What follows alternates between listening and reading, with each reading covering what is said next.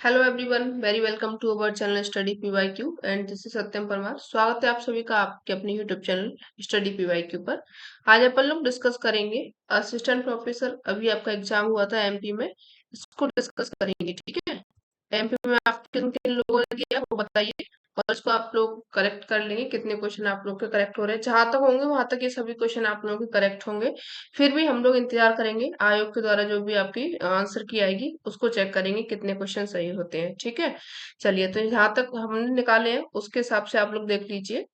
अगर कोई क्वेश्चन में आप लोग को डाउट लगे तो हाइपर मत होइएगा, हो जाता है कभी कभी। कोई क्वेश्चन आपको सही लगता है, हमें कुछ गलत लगता है, तो इस हिसाब से आपका थोड़ा सा हाइपर मत होना। ठीक है, चलिए पहला क्वेश्चन यहाँ पे देखिए। पहले क्वेश्चन यहाँ पे 200 आते थे लेकिन अब 150 क्वेश्चन कर दिए हैं, तो आयोग है कुछ ज्यादा चेंज होता है, एमपी में तो कुछ ज्यादा ही चेंज होता है। चलिए, तो पहला यहाँ पे निम्नलिखित में से कौन सी जलडमरू मध्य भूमध्य सागर को अटलांटिक महासागर से जोड़ती है? बोस्फोरस जलडमरू मध्य, जिब्राल्टर जलडमरू मध्य, हॉर्मुज जलडमरू मध्य या फिर डोवर जलडमरू मध्य। तो यहाँ पे देखिए जो आपका करेक्ट आंसर होगा वो जिब्राल्टर हो जाएगा। ठीक है, कौन सा हो जाएगा? आप लोगों ने जिब्राल्टर लगाया होगा। ठीक है, जिब्राल्टर जल भूमध्य ये आपका क्या हो जाएगा? भूमध्य सागर और अटलांटिक महासागर के इनको जोड़ती है। ठीक है, नेक्स्ट देखिए। निम्नलिखित में से किसे महासागरों का सबसे गहरा बिंदु माना जाता है? कर्मडेक गर्त, फिलीपींस गर्त, टोंगा गर्त, मारियाना गर्त। तो ये आपका सबसे गहरा बिंदु जो माना जाता है, गर्त माना जाता है, वो किसको माना जाता है? सभी लोगों को पता ही है कि मारियाना ट्रायंगल को माना जाता है, मारियाना गर्त को माना जाता है। ठीक है, चलिए आगे बढ़िए। डॉल्फिन एवं चैलेंजर कटक किस महासागर में स्थित है? तो ये आपका स्थित है अटलांटिक महासागर में।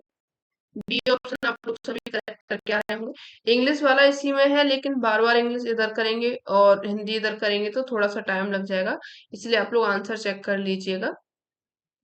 चलिए आगे बढ़ेंगे।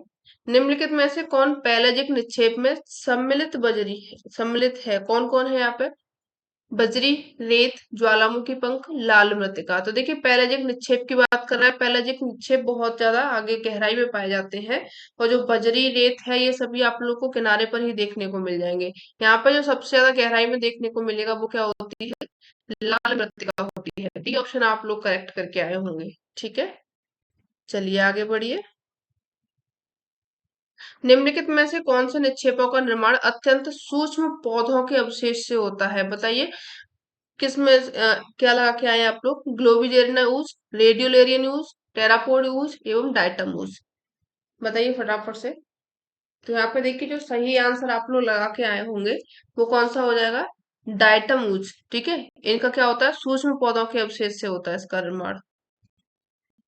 डी ऑप्शन आप लोग ने करेक्ट किया होगा। ठीक है, अब आप लोग ये बताइए डाइटम ऊज कैसा है? सिलिका प्रधान है या फिर बताइए क्या क्या है ये डाइटम? चलिए तब तक आगे बढ़ते हैं। अब यहाँ पे देखिए अंतरराष्ट्रीय सीमाएं दी गई हैं और उनके देश दिए गए हैं। कौन सी सीमा कौन से देश पर है? चलिए यहाँ पे देखिए डूरंड रेखा दी गई है, ये तो आप लोगों को जानी पहचानी दिखाई दे रही है। कहाँ पे है ये डूरंड रेखा? तो ये आप लोगों के कहाँ पे है? डूरंड रेखा है पाकिस्तान में। एक का सेकंड अगर आप लोग करेंगे तो एक ही हटा, यहाँ से इसको हटा देंगे। ठीक है, इसके बाद में मैनर हिम रेखा, ये कहाँ पे है? ये है आप लोगों के रूस एवं फिनलैंड के बीच में है मैननहीम। ठीक है, सिक फ्राइड रेखा ये है आप लोगों के जर्मनी और फ्रांस के बीच में। अब बची ओडरनीसे रेखा, ये है जर्मनी और पोलैंड के बीच में। तो जो आपका ऑप्शन करेक्ट हो रहा है वो ए का सेकंड, बी का थर्ड, सी का फोर्थ हो रहा है, यानी कि बी ऑप्शन करेक्ट कर रहे होंगे आप। ठीक है, चलिए आगे बढ़ेंगे। निम्नलिखित में से किस महासागर को ब्रिटिश झील कहा जाता है? अंध महासागर को, हिंद महासागर को, आर्कटिक महासागर को या फिर भूमध्य महासागर को? तो देखिए जो ब्रिटिश झील कहा जाता है वो किसको कहा जाता है यहाँ पे? ये कहा जाता है आपके हिंद महासागर को। ठीक है, ये आपका अपना भाई है ना, हिंद महासागर, इसको कहा जाता है क्या? ब्रिटिश झील इसको कहा जाता है। चलिए आगे बढ़िए। ये आपको इंग्लिश में दिए गए हैं, इनको देख लीजिए। Which of the following strait connect the Mediterranean sea to the Atlantic ocean? कौन सी है यहाँ पे? बॉस्फोरस स्टेट है, जिब्राल्टर है, हॉर्मुज है, डोवर है, तो ये आपकी कौन सी हो जाएगी, जिब्राल्टर हो जाएगी। ठीक है, आगे देखिए यहाँ पे, which one among the following is considered the deepest point of ocean, तो ये आपका मारियाना ट्रेंच हो जाएगा। The dolphin and the challenger ridge is located in which ocean, ये कौन सी में है, डॉल्फिन एंड चैलेंजर, ये आपका अटलांटिक में है। Which of the following is included in the pelagic deposits, pelagic deposits में अपन लोगों ने किसको लगाया था, रेड क्ले को लगाया था। ठीक है, चलिए आगे बढ़िए। Which of the following deposit are formed with the cell of very microscopic plants, तो ये आपका डायटमूस हो जाएगा। चलिए, इंटरनेशनल बाउंड्रीज ये आप लोगों ने देख ही लिया था, यहाँ पे भी ऑप्शन आप लोग करेक्ट कर रहे होंगे। नेक्स्ट देखिए, विच of the following ocean was called the British lake, British lake किसको बोला जाता था, इंडियन ओशियन को बोला जाता था। ठीक है, आगे बढ़िए। Geopolitic of the bird system पुस्तक के लेखक कौन थे, David Newman, S Cohen, James Scott, Emmanuel Brunet, Jelly, तो इसके कौन रहे थे, एस कोहेन। देखिए जो सॉइल कोहेन है, इनसे काफी ज्यादा क्वेश्चन पूछे जाने लग गए, तो इनको आप लोग थोड़ा सा डीप पढ़ के चलिएगा, नेट में भी कई सारे क्वेश्चन इनसे पूछे गए हैं। Polar geopolitics knowledge resources and legal regimes पुस्तक किसके द्वारा लिखी गई थी, आर डी दीक्षित के द्वारा, व्लादिमीर कोलोसोव के द्वारा, पीजे टेलर और आर जे जॉनस्टन के द्वारा, रिचर्ड सी पॉवेल और क्लोज डॉट्स के द्वारा। ये क्वेश्चन भी आप लोगों से नेट में पूछा गया है, तो देखिए इसका जो सही आंसर होगा, इसके जो लेखक है रिचर्ड सी पॉवेल एवं क्लोज डॉट्स है। जो नेट में क्वेश्चन पूछा गया था वहां पर सिर्फ एक का नाम दिया गया था पॉवेल का, इसमें एक नाम और जोड़ दिया गया है क्लोज डॉट्स का। ठीक है, चलिए आगे बढ़िए। स्थानिक संपर्क और प्रादेशिक आर्थिक संरचना का अध्ययन करने के लिए वह वस्तु प्रवाह 1957 में एडवर्ड उल्मेन के द्वारा किया गया एक अध्ययन किस देश की अर्थव्यवस्था पर आधारित था, बताइए। ये आप लोगों ने तो सीधे सीधे पढ़ा होगा, इसमें तो कोई ऐसी दिक्कत भी नहीं है। ये जो आधारित था इनका, ये था यूएसए पर। ठीक है, सी ऑप्शन आप लोग करेक्ट कर रहे होंगे। अब यहाँ पे स्ट्रेबो से पूछा गया, स्ट्रेबो भूगोलवेत्ता थे, कहाँ के थे, यूनानी थे, अरब थे, रोमन थे या फिर जर्मन थे, तो जो आपके स्ट्रेबो थे ये कहाँ के भूगोलवेत्ता रहे थे, ये रोमन के रहे थे। ठीक है, चलिए आगे बढ़िए। यहाँ पे भौगोलिक चिंतन दिए गए हैं, उनके प्रवर्तक दिए गए हैं। प्रत्यक्षवाद किसका था, बताइए। चलिए देखिए, जो प्रत्यक्षवाद था ये किसका रहा था, ऑगस्ट कॉन्टे का रहा था, ये आप लोग को पता होगा। सबसे फेमस इसमें क्या है, नवनियतिवाद, ये नवनिश्चयवाद, ये किसने दिया था,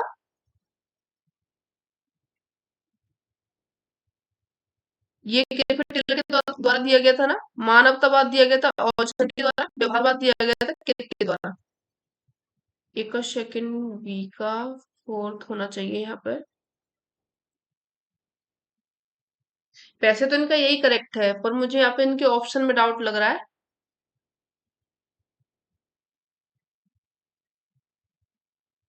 ठीक है, इनका ऑप्शन में मुझे डाउट लग रहा है, आप लोग इसको करके चलिएगा, और भी जब आयोग से देते हैं ना आंसर के देते हैं उसको देखेंगे।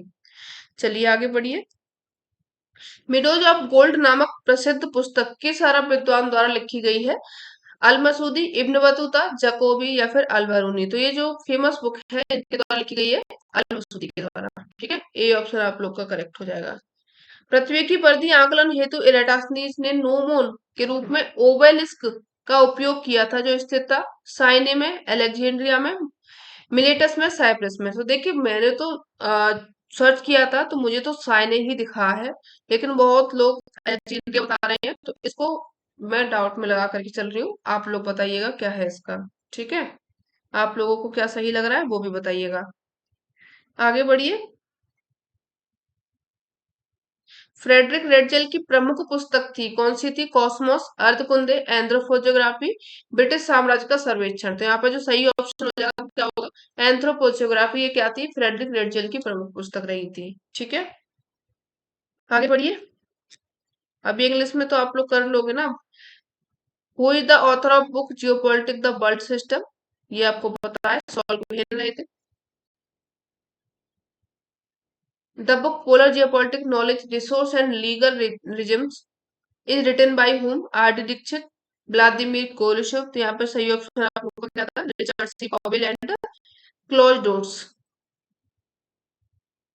A study conducted by Albert Ullman in 1957 and commodity flow to study spatial interaction and regional economic structure was based on economy of which country?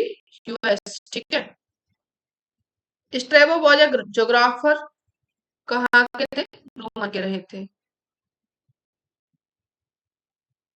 आगे देखिए यहाँ पे अपन लोगों ने लगाया था पॉजिटिव, अगस्त कॉम्टे के द्वारा दिया गया था। ह्यूमन आर्चर के द्वारा, न्यूटन में ये आपको ग्रिफिथ टेलर के द्वारा दिया गया था। बिहेवियर ये आपके क्रिक के द्वारा दिया गया था। Which Arab scholar who wrote famous book meadows of gold? Al Masudi. For calculating circumference of the earth Eratosthenes used the obelisk as a gnomon located is Sinai। Friedrich Ratzel is major book anthropogeography. महासागरों में तापमान वितरण के संबंध में निम्नलिखित कथनों पर विचार करना है आप लोगों को। चलिए कर लेते हैं विचार इन पर। सबसे अधिक सतही समुद्री तापमान भूमध्य रेखा पर अंकित किया जाता है। ठीक है। समुद्री गहराई बढ़ने के साथ साथ तापमान एक समान दर से घट जाता है। उत्तरी गोलार्ध के महासागरों में दक्षिणी गोलार्ध की तुलना में अपेक्षाकृत अधिक तापमान अंकित किया जाता है। तो देखिए यहाँ पे ये जो सेकंड ऑप्शन है, ये कह रहा है कि गहराई बढ़ने के साथ में जो तापमान है एक समान दर से घटता है। तो ऐसा नहीं होता, यहाँ पे एक समान दर से तापमान नहीं घटता है। और ये सतही समुद्री तापमान बता रहा है, सरफेस का बता रहा है, तो ये आपका तापमान भूमध्य रेखा पर अंकित किया जाता है। ये करेक्ट हो जाएगा और थर्ड भी करेक्ट है। अगर हम लोग पूरा सही मानते तो तीसरा यहाँ पे करेक्ट होता, लेकिन तीसरा तो यहाँ पे ऑप्शन अकेला नहीं दिया गया है। नीचे यहाँ पे ऑप्शन देखिए, ये अकेला नहीं दिया गया है, इसलिए जो हम लोग जो मान के चल रहे हैं वो कौन सा होगा यहाँ पे, एक और तीन सही हो जाएगा। ठीक है, चलिए आगे बढ़ते हैं। ताप प्रवणता थर्मोक्लाइन के संदर्भ में निम्नलिखित कथनों पर विचार करना है। यह महासागर के सतही जल और गहरी परतों के बीच एक संक्रमण क्षेत्र होता है। उसमें गहराई के साथ में तापमान में तेजी से परिवर्तन होता है। दोनों ऑप्शन यहाँ पे ताप प्रवणता के बारे में, थर्मोक्लाइन के बारे में सही दिए गए हैं कि इनमें क्या होता है, दोनों ही सतही जल और गहरी परतों के बीच में संक्रमण होता है। ये संक्रमण क्षेत्र कहलाता है और उसमें गहराई के साथ में तापमान में तेजी से परिवर्तन होता है। तो ये भी करेक्ट हो जाएगा। सी ऑप्शन आप लोगों ने सभी ने करेक्ट किया होगा। ठीक है, चलिए आगे बढ़िए। विश्व का सबसे ऊंचा ज्वार निम्नलिखित में से किस स्थान पर आता है? मियामी तट पर, फंडी की खाड़ी पर, बिस्के खाड़ी पर, या फिर खंबात की खाड़ी पर। तो देखिए सबसे ज्यादा और सबसे ऊंचे ज्वार जो आते हैं वो आप लोगों को देखने को मिलते हैं फंडी की खाड़ी में। ठीक है, बी ऑप्शन आप लोग करेक्ट करके आए होंगे। वह कौन सी महासागरीय धारा है जो उत्तरी अमेरिका के पूर्वी तट और यूरोप के पश्चिमी तट का तापमान बढ़ा देती है? बेंगुएला, गल्फ स्ट्रीम, लेब्राडोर एवं कनारी। तो देखिए सीधे सीधे ये बात कर रहा है अमेरिका का पूर्वी तट है और यूरोप का पश्चिमी तट है, तो ये किसकी बात कर रहा है? गल्फ स्ट्रीम की। बी ऑप्शन करेक्ट हो जाएगा। निम्नलिखित महासागरों में किस में समुद्री धाराओं की दिशा मौसम के साथ में बदल जाती है? तो देखिए मौसम के साथ में किस में बदलती है, जो आपके मानसून आते हैं, कभी एल नीनो आया, कभी ला नीना आ गया, मानसून से नाम मिलते हैं। ये सब क्या इसमें मौसम के साथ में बदलता है ना, 4 महीने के मानसून आ गए, बारिश हो गई, फिर 6 8 महीने सूखा पड़ रहा है। तो ये क्या इसमें क्या होता है, हिंद महासागर में देखने को मिलता है। ये बी ऑप्शन करेक्ट हो जाएगा। यहाँ पे देख लीजिए इनको इंग्लिश में। Consider the following statement with respect to temperature distribution in the ocean. The highest surface oceanic temperature is recorded at the equator. ये आपका करेक्ट है। The temperature decrease at the uniform rate with increasing oceanic depth. ये आपका option गलत हो जाएगा। Third यहाँ पे दिया गया the ocean in the northern hemisphere record relatively higher temperature than the southern hemisphere। Third सही है। देखिए जो असिस्टेंट प्रोफेसर का जो एग्जाम होता है ये इजी होता है, देखते हुए किसको, नेट का एग्जाम जो आप लोग दे के आते हैं। लेकिन यहाँ पे क्या है, वैकेंसियां कम होती है, इसीलिए आप लोग का क्या होता है एग्जाम यहाँ पे कट ऑफ हाई जाती है। चलिए तो यहाँ पे जो आपका सही ऑप्शन होगा वो डी हो जाएगा। आगे बढ़िए। With reference to the thermocline consider the following statement. It is a transitional zone between the surface water of the ocean and the depth deeper layer. The temperature of water change suddenly with the increasing depth। दोनों option आप लोगों के सही है। Both 1 and 2 are correct हो जाएगा। C option आप लोगों ने करेक्ट किया होगा। आगे बढ़िए। 1 मिनट, आप लोगों को दिखने में क्वेश्चन कोई इशू तो नहीं है, ये देख लेती हूँ। नहीं, कोई इशू नहीं होगा। चलिए, the world highest tide occur which of the following place, तो ये आपका बे ऑफ फंडी हो जाएगा। Which oceanic current raise the temperature near the eastern coast of north America and west coast of Europe, तो ये आपकी क्या हो जाएगी, गल्फ स्ट्रीम हो जाएगी। ठीक है। देखिए, यहाँ पे बहुत ज्यादा फैक्ट पूछे जाते हैं, इसलिए आप लोग फैक्ट को भी पढ़ के जाइएगा। थ्योरी पढ़ने वाले यहाँ पे मात खा जाते हैं। In which of the following ocean the direction of ocean current are reversed with season, Atlantic ocean, the Indian ocean, the Antarctic ocean, the Arctic ocean, तो यहाँ पे आप लोग का करेक्ट हो जाएगा, द इंडियन ओशियन हो जाएगा। ठीक है। आगे बढ़िए। बल सतह जहां समान दबाव के सतह समान घनत्व की सतहों को काटती हैं कहलाती हैं क्या, बैरोट्रॉपिक सतह, असंतता की सतह, बाताग्र सतह, बैरोक्लिनिक सतह, तो इनको क्या कहा जाता है, जहां ये समान घनत्व की सतहों को काटती है इसको कहा जाता है बैरोक्लिनिक सतह। ठीक है, डी ऑप्शन आप लोग करेक्ट करके आए होंगे। निम्न में से किस दिशा में अतिधारित वाताग्र निर्मित होता है, जब उष्ण वाताग्र व शीत वाताग्र एक दूसरे के समानांतर होते हैं तब नहीं होता ये। जब सतह पर उष्ण हवा बनी रहती है ये भी नहीं होगा। जब उष्ण वाताग्र को शीत वाताग्र के द्वारा पकड़ लिया, ओवरटेक कर लिया जाता है, बिल्कुल सही है। शीत वाताग्र के द्वारा यहाँ पे इनको ओवरटेक कर लिया जाता है, तो ये आपको क्या बनता है, यहाँ पे वाताग्र निर्मित होते हैं। सी ऑप्शन करेक्ट किया होगा। ठीक है।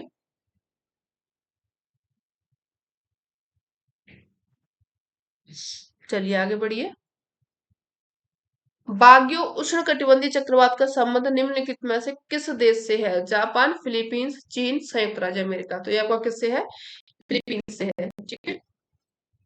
शीतोष्ण चक्रवात कौन से अक्षांशों के मध्य बनते हैं, तो ये शीतोष्ण चक्रवात आप लोगों के 35 से लेकर के 65 डिग्री के बीच में ये बनते हैं। आगे बढ़िए। थॉर्नवेट का जलवायु वर्गीकरण की उन्नत व संशोधित योजना किस वर्ष में प्रस्तुत की गई थी, बताइए। 1932 में, 1941 में, 1946 में, या फिर 1948 में, कब की गई थी, फटाफट से आंसर कीजिए। आप लोग एक आध के तो करिए। क्या लगा के आए हैं आप लोग इसमें।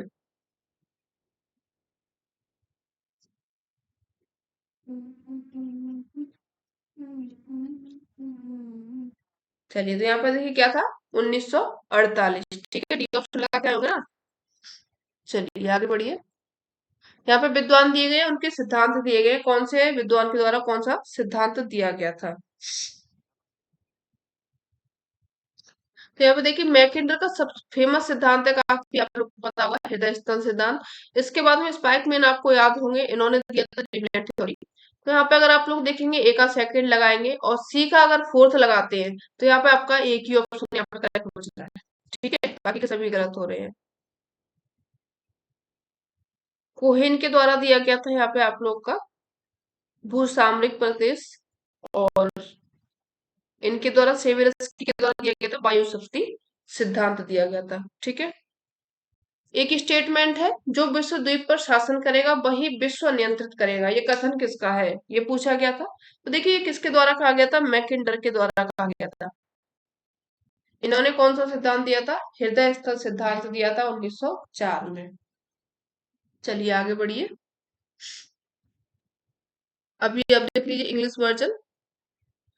इनके आप लोग मैं आंसर लगाते जा रही हूँ, आप लोग पढ़ लीजिएगा। The surface is of constant pressure intersect surface of the constant density is it is known as parabolic surface, in which of the following condition occluded front is formed when warm front and cold front are parallel to each other। यहाँ पे क्या था, when cold front overtake warm front। ठीक है, C option यहाँ पे correct हो गया था आपका। with which one of the following country biotropical cyclone are related, तो ये किससे रिलेटेड है, फिलीपींस से।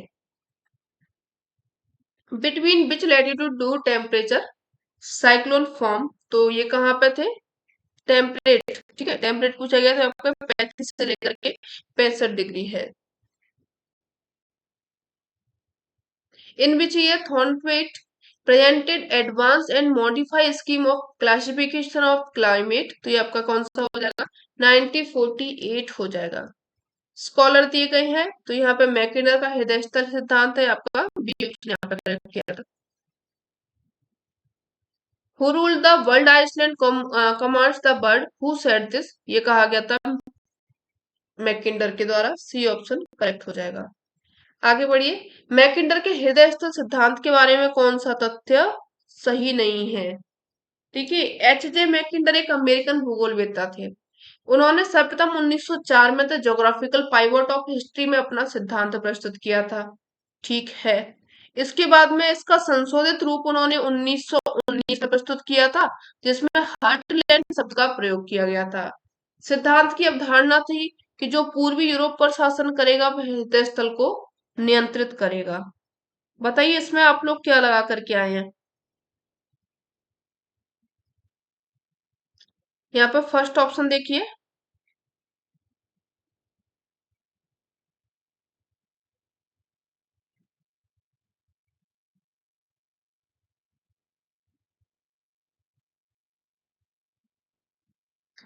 एच जे मैकिंडर एक अमेरिकन भूगोलवेत्ता थे, ये बताइए सही है या गलत है?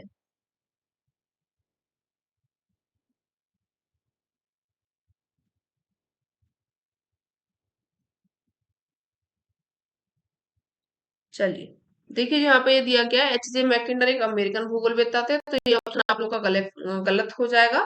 बाकी का उन्होंने सर्वप्रथम 1904 में the geographical pivot of history दी थी, ये भी सही है। 1919 में उसका संशोधन किया, हर्टलैंड शब्द दिया था, ये भी सही है। डी ऑप्शन भी आप लोग का सही है। ए गलत है, तो वही आप लोग का सही हो जाएगा। आगे बढ़िए, राज्य का जैविक सिद्धांत किसने प्रतिपादित किया था? मैकिंडर, रेडजेल, बोमेन एवं हाउसहोफर, तो ये सिद्धांत किसके द्वारा दिया गया था? रेडजेल महोदय के द्वारा आपका ये सिद्धांत दिया गया था। ठीक है, आगे देखिए यहाँ पे, पिरेनीज पर्वत श्रेणी किन दो देशों के मध्य पर्वतीय सीमा बनाती है? थाईलैंड और लाओस के बीच में, वेनेजुएला और कोलंबिया के बीच में, फ्रांस और स्पेन के बीच में, जाम्बिया और जिम्बाब्वे के बीच में। बताइए किसके बीच में बताती है ये? तो ये जो पिरेनीज पर्वत श्रेणी है, ये बनाती है फ्रांस और स्पेन के बीच में सीमा बनाती है। सी ऑप्शन आप लोग करेक्ट करके आए होंगे। जनसंख्या संसाधन संतुलन है, क्या है ये? जनसंख्या आधिक्य है, अनुकूलतम जनसंख्या है, न्यूनतम जनसंख्या या फिर न्यून जनसंख्या है? तो ये आपको क्या हो जाएगा? अनुकूलतम जनसंख्या हो जाएगा। ठीक है, बी ऑप्शन करेक्ट हो जाएगा। 1991 की जनगणना के अनुसार भारत में अंतरराज्यीय प्रवास में स्त्रियों का परसेंटेज सर्वाधिक रहता है। ग्राम से नगर की ओर में प्रवास, ग्राम से ग्राम प्रवास, सॉरी नगर से ग्राम प्रवास, ग्राम से ग्राम प्रवास, नगर से नगर प्रवास। तो देखिए जो स्त्रियों का ज्यादातर प्रवास होता है वो ग्राम से ग्राम में होता है। क्योंकि उनकी शादियां की जाती है वो एक गांव से लेकर के दूसरे गांव में की जाती है, इसलिए उनका जो प्रवास ज्यादा होता है वो गांव से लेकर के गांव में ही होता है। निम्नलिखित सही मिलान करना है। यहाँ पे वॉल्टर क्रिस्टोलर दिए गए हैं, जीके जिप है, एडवर्ड एक्करमैन है, टी एल स्मिथ है। किसने कौन सा सिद्धांत दिया था, ये यहाँ पे पूछा गया है। तो चलिए इनको लगा लीजिए। जो वॉल्टर क्रिस्टोलर है इन्होंने दिया था क्या? केंद्रीय स्तर सिद्धांत। एक अगर आप लोग थर्ड लगाते हैं ये दोनों कट जाएंगे। इसके बाद में जी के जिफ है, इन्होंने क्या दिया था? कोटि आकार नियम दिया था। ठीक है, बी का अगर आप फोर्थ लगाएंगे तो ये भी गया। ऑप्शन जो आप लोगों को करेक्ट बचता है वो सी बचता है। ठीक है, सी ऑप्शन आप लोगों ने करेक्ट किया होगा। एक मिनट इसको इरेज कर देती हूँ, नहीं तो आप लोग इसको करेक्ट माने।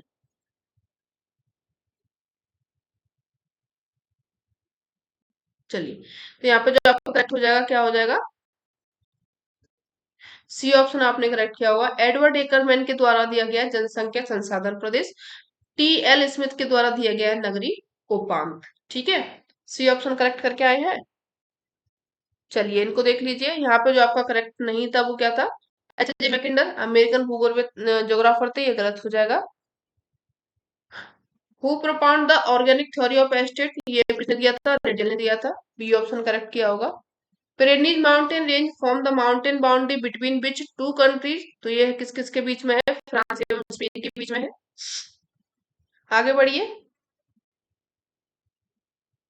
Population resource balance is over population, optimum population, lowest population, under population. तो यहाँ पे क्या हो जाएगा? ऑप्टिमम पॉपुलेशन हो जाएगा। बी ऑप्शन करेक्ट किया होगा आप लोगों ने। According to 1991 census, the percentage of women in intra-state migration is highest in the India. तो ये कौन सा था? ये इसमें ऑप्शन गलत दे दिया गया है, ठीक है। अरे नहीं, सही तो है। रूरल टू रूरल माइग्रेशन है, सी ऑप्शन यहाँ पे आप लोग करेक्ट किया होगा। Match the following and choose the correct answer from the option given below. Walter Christaller के द्वारा कौन सी दी गई थी? सेंटर प्लेस थ्योरी दी गई थी। जी के जिप के द्वारा रैंक साइज रूल दिया गया था। एडवर्ड एक्करमैन के द्वारा यहाँ पे दिया गया था आपका पॉपुलेशन रिसोर्स दिया गया था। और टीएल स्मिथ के द्वारा अर्बन फ्रिंग दिया गया था, ठीक है। तो आपका ऑप्शन करेक्ट होगा सी। आगे बढ़िए। लॉस का परिवर्ती का पदानुक्रम वर्ष किस वर्ष में दिया गया था? बताइए किस वर्ष में दिया गया था ये वाला? ये दिया गया था आपका 1954 में, 1958 में, 1964 में या फिर 1968 में। तो ये कब दिया गया था? ये आपका 1954 में दिया गया था। ए ऑप्शन आप लोगों ने करेक्ट किया होगा। अब हिंदी हिंदी के ही करके चलते हैं क्योंकि फिर बहुत लंबा हो जाएगा। अब आप लोग को आंसर तो इससे पता चल ही जाते हैं। निम्नलिखित में से किस महाद्वीप में वर्ष 2022 में विश्व में जनसंख्या का परसेंटेज सबसे कम दर्ज किया गया है? यूरोप में, ओशिनिया में, दक्षिण अमेरिका में, उत्तरी अमेरिका में। तो ये कहाँ पे सबसे कम दर्ज किया गया है? ये आप लोग ओशिनिया करें, ठीक है। और भी आयोग का इंतजार करेंगे कौन सा उन्होंने सही माना है। वैसे बी सही होगा। रूस का कुजनेट्स बेसिन किस खनिज के उत्पादन के लिए प्रसिद्ध है? बॉक्साइट, सोना, कोयला या फिर तांबा। तो ये किसके लिए प्रसिद्ध है? आप लोग को सबको पता है कुजनेट्स प्रसिद्ध है कोयला के लिए। सी ऑप्शन करेक्ट हो जाएगा। निम्नलिखित में से किस विद्वान ने भारत को नियोजन प्रदेशों में बांटने का पहला प्रयास किया है? बीएलएस प्रकाश राव ने, बी नाथ ने, के एस रामचंद्रन ने, अशोक मित्रा ने। तो ये किसके द्वारा किया गया है? बीएलएस प्रकाश राव के द्वारा किया गया है। ए ऑप्शन आप लोग का करेक्ट हो जाएगा। मानव विकास सूचकांक के परिकलन में निम्नलिखित में से किस सूचकांक को लिया जाता है? प्रतिव्यक्ति आय को लिया जाता है, वयस्क साक्षरता को लिया जाता है, जीवन संभाव्यता को लिया जाता है या फिर उपरोक्त सभी को। तो देखिए जो मानव विकास सूचकांक होता है HDI जिसको आप लोग बोलते हैं, इसमें पर कैपिटा इनकम भी शामिल होती है, लिटरेसी भी शामिल होती है और आपकी लाइफ एक्सपेक्टेंसी भी शामिल होती है, यानी कि डी ऑप्शन आप लोग का करेक्ट हो जाएगा। किस पंचवर्षीय योजना में कृषि जलवायु क्षेत्रीय नियोजन उपागम स्वीकार किया गया था? 5वीं में, 8वीं में, तीसरी में या फिर 7वीं में? देखिए इसका मुझे थोड़ा सा डाउट था इसलिए मैंने इसको नहीं किया है। आप लोगों ने कौन सा करेक्ट किया है वो आप लोग हमें बताएंगे, ठीक है। चलिए आगे बढ़ेंगे।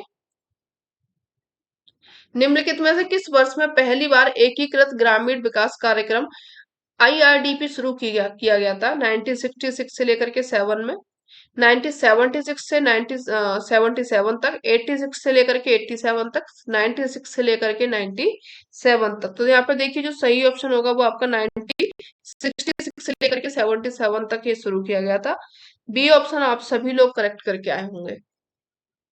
किन राज्यों में दंडकारण्य प्रदेश का विस्तार है? मध्य प्रदेश, छत्तीसगढ़, बिहार में, मध्य प्रदेश, छत्तीसगढ़, कर्नाटका में, उड़ीसा, छत्तीसगढ़, आंध्र प्रदेश में, उड़ीसा, छत्तीसगढ़ और कर्नाटक में। देखिए बिहार में तो दंडकारण्य नहीं है, ठीक है। कर्नाटक में भी नहीं है, इसमें भी कर्नाटक दिया गया तो आपका एक ही बचता है। सी ऑप्शन आप लोगों ने करेक्ट किया होगा। उड़ीसा, छत्तीसगढ़ और आंध्र प्रदेश में आप लोग का दंडकारण्य रीजन बनता है, ठीक है। अब इंग्लिश के नहीं करेंगे, आप लोग देख लीजिएगा। आगे बढ़िए। हाँ चलो आप लोग क्वेश्चन देख सकते हैं, नहीं तो आप मुझे गालियां दोगे यार।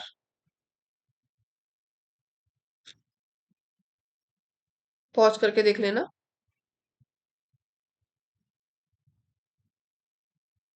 पीडीएफ बनाने में फिर बहुत टाइम जाता, इसलिए मैंने डायरेक्ट उस पेपर को ही सॉल्व कर दिया था। चलिए यहाँ पे ये दर्रे दिए गए हैं और उनको किसको किससे जोड़ा गया है। देखिए नीतिला आप लोग का जाना पहचाना है, वैसे तो सभी जाने पहचाने ही है। नीतिला किसको जोड़ता है? उत्तराखंड से तिब्बत को जोड़ता है। एक अगर आप लोग सेकंड करते हो तो देखिए एक ही में ऑप्शन करेक्ट हो जाता है आपका, ठीक है। बी ऑप्शन आप सभी ने करेक्ट होगा। अब देख लीजिए इनको आगे। पीर पंजाल ये जोड़ता है जम्मू से कश्मीर घाटी को। जोजिला जोड़ता है श्रीनगर से कारगिल एवं लेह को। चांगला जोड़ता है लद्दाख से तिब्बत को, ठीक है। और नीतिला उत्तराखंड से तिब्बत को जोड़ता है। बी ऑप्शन करेक्ट किया है आपने, ठीक है। चलिए, भारतीय विशाल मैदान के कौन से क्षेत्र में निम्नलिखित विशेषताएं होती हैं? यह कठोर सामग्री जैसे कंकड़ और पत्थर से बना होता है। कुछ नदियां इसमें लुप्त हो जाती हैं। यह नदी की गति अचानक कम हो जाती है। किसकी बात कर रहा है यहाँ पर, बताइए। देखिए, यहाँ पे जो नदियां लुप्त होती हैं, बड़े बड़े कंकड़ पत्थर बोल्डर्स पाए जाते हैं, तो ये बात कर रहा है भाबर की। ठीक है, ए ऑप्शन करेक्ट हो जाएगा। भाबर के बाद में आप लोग का ये तराई वाला रीजन आता है। लंबी अवधि तक बिना हानि के फसल उत्पादन की क्षमता के आधार पर मिट्टी को ह्रास के निम्नलिखित में से किससे संदर्भित किया जाता है? कृषि दक्षता से, फसल की सघनता से, फसल उत्पादकता से, या फिर भूमि क्षमता से? तो ये किसको मापा जाता है? ये भूमि क्षमता में इसको रखा जाता है। ये ऑप्शन आप लोगों ने करेक्ट किया होगा। आगे बढ़िए। मानसून की उत्पत्ति से संबंधित गतिक संकल्पना का प्रतिपादन किया था। एडमंड हैली ने किया था, फिलोन ने किया था, डॉक्टर पी कोटेश्वरम ने किया था, बीएलसी जॉनसन ने किया था। तो देखिए, जो गतिक संकल्पना है ये किया गया था यहाँ पे फ्लोन के द्वारा ये किया गया था। ठीक है, बी ऑप्शन आप लोगों ने करेक्ट किया हो। और भी आयोग के द्वारा देखा जाएगा, बस यही है। वायुमंडल की किस परत में निस्सादीप्त मेघ पाए जाते हैं? अधोमंडल में, समताप मंडल में, मध्य मंडल में एवं तापीय मंडल में? तो ये कहाँ पे पाए जाते हैं, बताइए।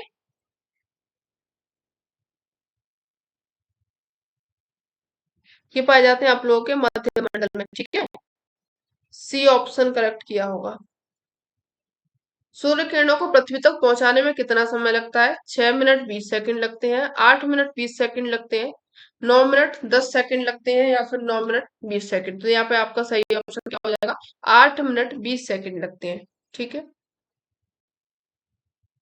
निम्नलिखित में से किस एक को विकिरण खिड़की कहा जाता है? वायुमंडल को, बादलों को, घाटियों को, या फिर पर्वतों को? तो देखिए, विकिरण खिड़की किसको कहा जाता है? पर्वतों को कहा जाता है। डी ऑप्शन करेक्ट किया है। ये आप लोग इंग्लिश में इसका देख लीजिए।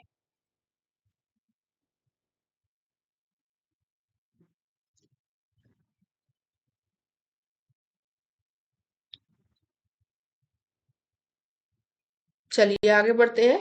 बेपवनें जो समदाब रेखाओं के समानांतर और दाब प्रवणता के समकोण पर काटती हैं, बहती हैं, इनको क्या कहते हैं? तो ये जो पवनें होती हैं, इनको अपन लोग जानते हैं ग्रही पवनों के नाम से, मौसमी पवनों के नाम से, व्यवहारिक पवनों के नाम से, या फिर भूस्थितिक पवनों के नाम से। तो ये आपकी कौन सी हो जाएंगी? भूस्थितिक पवनें हो जाएंगी। ठीक है, डी ऑप्शन करेक्ट हो जाएगा। आगे बढ़िए। रोशनी तरंगों का संबंध किससे है? अल नीनो से, ला नीनो से, जेट स्ट्रीम से, या फिर ध्रुवीय पवनों से? तो इसका जो संबंध है, आप सभी को पता है, जेट स्ट्रीम से रोशनी तरंगों का संबंध है। निर्माण उद्योग किस आर्थिक क्रिया में आते हैं? प्राथमिक में, द्वितीयक में, तृतीयक में, या फिर चतुर्थक में? तो देखिए, जो निर्माण उद्योग होते हैं, ये फैक्ट्रीज वगैरह की बात कर रहा है, ये किस में आते हैं? द्वितीयक में आते हैं। बी ऑप्शन करेक्ट हो जाएगा।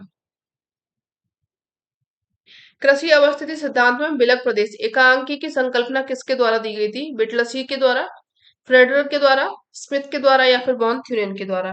किसके द्वारा दी गई थी ये संकल्पना, बताइए। ये दी गई थी बॉन थ्यूरिन के द्वारा। डी ऑप्शन आप सभी लोगों ने करेक्ट किया होगा।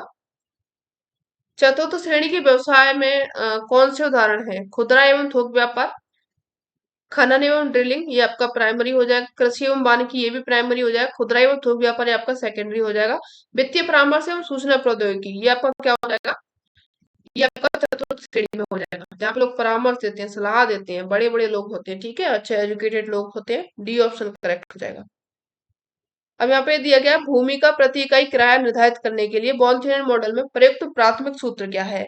इन्होंने इनको डिनोट भी कराया है कि आर बराबर भूमि का प्रति इकाई किराया था, बाई बराबर भूमि की प्रति इकाई उपज थी, पी बराबर टोटल उपज थी, उपज का प्रति इकाई बाजार मूल्य था, सी उपज की प्रति इकाई औसत उत्पादन, एम बराबर बाजार से दूरी थी, एफ बराबर उपज की प्रति इकाई भाड़ा दर और दूरी की इकाई थी। तो यहाँ पे इनका फॉर्मूला पूछा गया सीधा सिंपल आप लोगों से।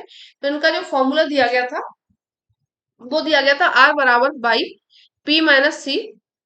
यहाँ पे लिखिए, ये फर्स्ट ऑप्शन जो आपका है, आर बराबर P minus C minus by F M. ये आपका किसके द्वारा दिया गया था, बताइए।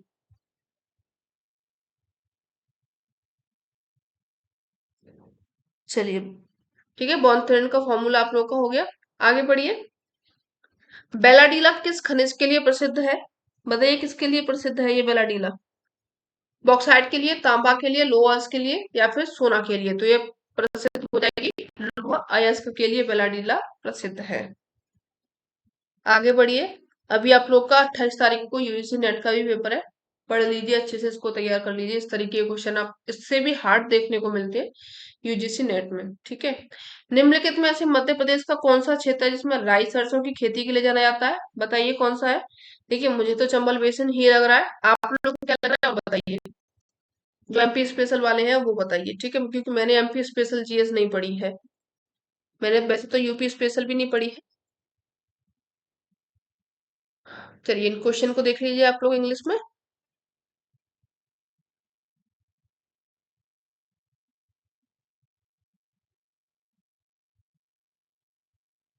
चलिए, मध्य प्रदेश के निम्नलिखित कोयला क्षेत्रों में से किसका कोयला भंडार सर्वाधिक है? सिंगरौली का, सुहागपुर का, पेंच गन्हान का, पाथाखेड़ा का? किसका है यहाँ पे? तो यहाँ पे देखिए जो सही आंसर हो जाएगा वो सिंगरौली है। ए ऑप्शन आप लोगों ने करेक्ट किया होगा। मध्य प्रदेश में तांबा उत्पादक प्रमुख क्षेत्र कौन सा है? नागौद है, सिहोरा है, मेलाजखंड है, गोसलपुर है? तो यहाँ पे मध्य प्रदेश का तांबा उत्पादक सही जो प्रमुख क्षेत्र हो जाएगा वो कौन सा होगा? यहाँ पे मेलाजखंड दिया गया, यहाँ पर सही हो जाएगा। सी ऑप्शन करेक्ट है। बिजावर सीरीज का संबंध है किससे है? गोंडवाना सेल समूह से, टर्सरी सेल समूह से, कडप्पा सेल समूह से या फिर विंध्यन सेल समूह से? किससे संबंधित है इसका? बताइए। देखिए जो बिजावर सीरीज है इसका संबंध है कडप्पा सेल समूह से, ठीक है। सी ऑप्शन करेक्ट हो जाएगा। मध्य प्रदेश के किस स्थान पर महान एल्यूमिनियम प्लांट स्थित है? पीथमपुर, धार में, बरगवा सिंगरौली में, मंडदीप रायसेन में, मलनपुर भिंड में? तो ये कहाँ पे है? मालनपुर मालनपुर नहीं, महान एल्यूमिनियम प्लांट ये आपका बरगवा सिंगरौली में है। बी ऑप्शन आप लोगों का करेक्ट हो जाएगा, ठीक है। निम्नलिखित में से कौन सा संसाधन नवीकरणीय नहीं है? कौन सा नहीं है? यहाँ पे जल है, वायु है, कोयला, वनस्पति। तो यहाँ पे देखिए आप लोग का सीधा सिंपल आंसर है कोयला हो जाएगा। संसाधन किस प्रकार का उत्पाद है? प्रकृति एवं मानव का सामूहिक उत्पाद है, भौतिक उत्पाद है, जैविक उत्पाद है, मानवीय उत्पाद है? तो ये काफी सिंपल है, प्रकृति और मानव का ये सामूहिक है, ठीक है, इसमें दोनों लोग शामिल हैं। आइसोडार्पिन शब्द किसके द्वारा प्रयोग किया गया था? तो ये प्रयोग किया गया था वेबर के द्वारा। ए ऑप्शन आप सभी लोगों ने करेक्ट किया होगा। वेबर ने उद्योगों की स्थापना से संबंधित सिद्धांत का प्रतिपादन कब किया था? 1905 में, 1909 में, 1920 में, 1929 में? ठीक है, तो ये जो आपका सिद्धांत है स्थापना किसकी की थी? 1919 में, सॉरी 9 में। ए ऑप्शन यहाँ पे आप लोग का करेक्ट हो जाएगा।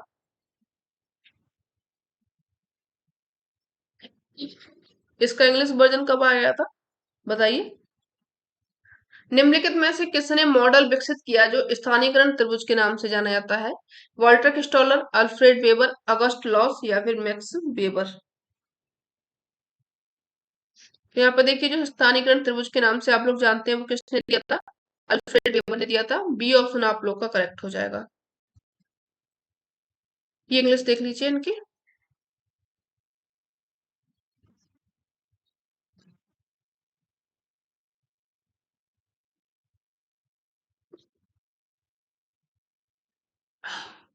चलिए,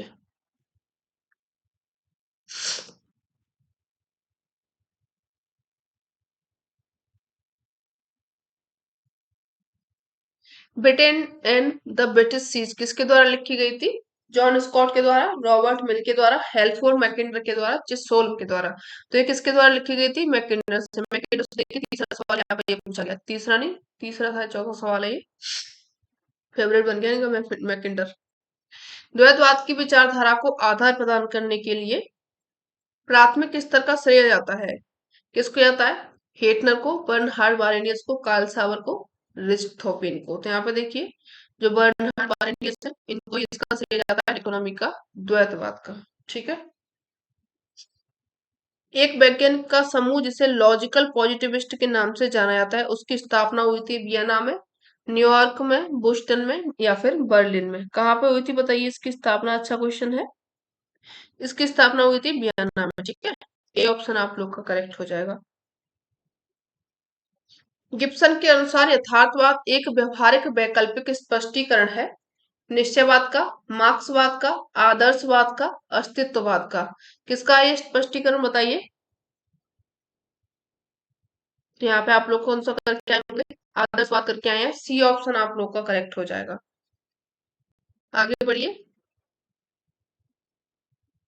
डब्ल्यू क्रिक ने विचार की वकालत की थी, संभववाद की, मानवतावाद दृष्टिकोण की, व्यवहारवाद की, उत्तर आधुनिकतावाद की। तो डब्ल्यू क्रिक के द्वारा दिया गया था वो कौन सा था, व्यवहारवाद था। सी ऑप्शन आप लोगों ने करेक्ट किया होगा। आगे बढ़िए। महासागरीय पर्यावरण में सागरीय स्तनधारियों जैसे पोर्पोइस, सूस, डॉल्फिन, व्हेल आदि का पालन पोषण और प्रशिक्षित करने को कहते हैं। महासागर पशुपालन इसको कहा जाता है, जल कृषि कहा जाता है, निलंबन कृषि इसको कहा जाता है, हेलिंग एवं नीली क्रांति कहा जाता है। तो यहाँ पे आप लोगों ने कौन सा करेक्ट किया बताइए। देखिए इसको क्या बोला जाता है, महासागर पशुपालन बोला जाता है। ठीक है, ए ऑप्शन करेक्ट हो जाएगा। विश्व की सबसे बड़ी प्रवाल भित्ति कौन सी है। इतना इजी क्वेश्चन तो आप लोग फटाफट से आंख बंद करके करके आए होंगे। ठीक है, ग्रेट बैरियर रीफ हो जाएगा। सी ऑप्शन करेक्ट है। कहाँ पे पाई जाती है ये बताइए, ऑस्ट्रेलिया में या फिर अफ्रीका में। चागोस द्वीप समूह जो कि 7 एटोल प्रवाल द्वीप वलय का एक समूह है, किस महासागर से संबंधित है।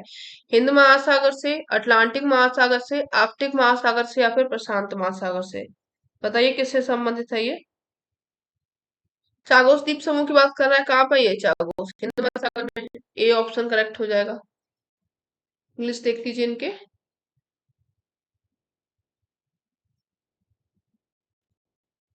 ठीक है, हेल्पर में के अंदर हो जाएगा। बिहेवियर, डिक्टोनॉमी किसको दिया गया था, बर्नहार्ड बारेनियस को दिया गया था। हार्वेस्टिंग ट्रेनिंग, सी मीन्स ये आपका ओशियन रेंजिंग हो जाएगा। A group of scientist known as logical positivist, ये आपका वियना हो जाएगा। Which of the largest coral reef in the world, ये आपका ग्रेट बैरियर रीफ हो जाएगा। C option. According to Gibson, realism is a viable alternative explanation to idealism, आदर्शवाद हो जाएगा। द चागोस एंड आर्किपेलागो, ये आपका जो इंडियन ओशियन है। ए ऑप्शन करेक्ट हो जाएगा। आगे बढ़िए। निम्नलिखित में से कौन जीवित प्रवाल भित्ति है। Florida reef, meso American reef, new Caledonian reef, लाल सागर प्रवाल रीफ। कौन सी है यहाँ पे जीवित। ये मेरे डाउट में है। यहाँ पे देखिए आप लोग लाल सागर मान के चल रहे हैं, कौन सा मान के चल रहे हैं ये मुझको बताइए। 3 से 4 क्वेश्चन है जो कि मुझे डाउट में है, इसलिए मैं उनको नहीं बता रही हूँ, मैं उसका आयोग का इंतजार कर रही हूँ। आप लोग क्या लगा के आए हैं, आप लोग को अगर सही पता है तो आप लोग बता दीजिए। देखिए कोई ऐसी दिक्कत नहीं है बताने में, ऐसा कोई नहीं होता जिसको कि 100 के 100% आ जाए, हर कोई को डाउट होता है।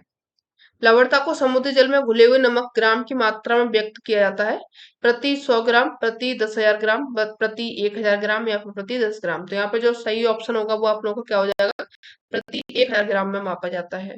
ठीक है। मानवतावादी भूगोल शब्द का उपयोग पहली बार किसने किया था। यूफुतवान ने, एडवर्ड रेल्फ ने, विलियम किर्क ने, एनी बुटीमर ने। तो ये किसने किया था, ये यूफुतवान के द्वारा पहली बार इसका प्रयोग किया गया था। आगे बढ़िए। निम्नलिखित भूगोलवेत्ताओं में से किसने 1922 के अमेरिकी भूगोलवेत्ता संगठन के समक्ष अपने अध्यक्ष उद्बोधन में जोर दिया कि भूगोल को मानवीय पारिस्थितिकी के अध्ययन पर केंद्रित होना चाहिए। पीई जेम्स ने, आर डी सेलिसबरी ने, बॉलेस एटवुड ने, हर्लोन एस बरोज ने। किसने दिया था बताइए यहाँ पे। यहाँ पे जो सही आंसर हो जाएगा ये आपका हर्लोन एस बरोज होगा। डी ऑप्शन आप लोगों ने करेक्ट किया होगा। आगे बढ़िए। हॉवर्ड में एक विद्वान के रूप में विलियम मॉरिस डेविस ने ध्यान क्षेत्र से अवलोकन की आदत किससे सीखकर विकसित की थी। सेलर से, बिटलसी से, जॉन हॉपकिंस से या फिर गेगरी से। किससे की थी। तो यहाँ पे देखिए जो सही ऑप्शन होगा वो सेलर हो जाएगा। ठीक है, ये ऑप्शन करेक्ट है।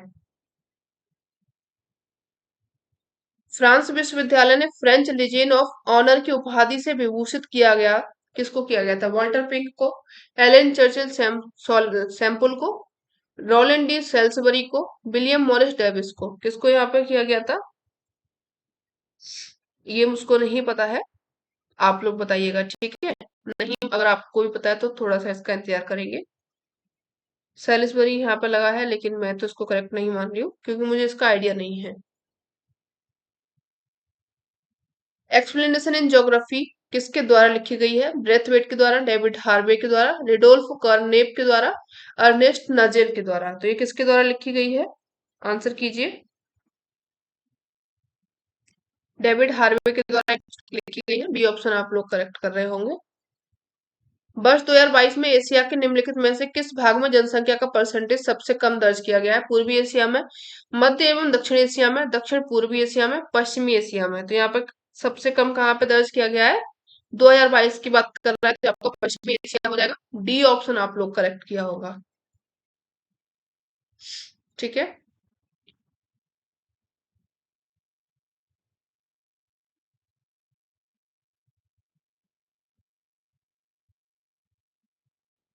चलिए नेक्स्ट देखिए यहाँ पर निम्नलिखित में से कौन सा जनसांख्यिकी संक्रमण संकल्पना के मूल रूप से जुड़ा हुआ है?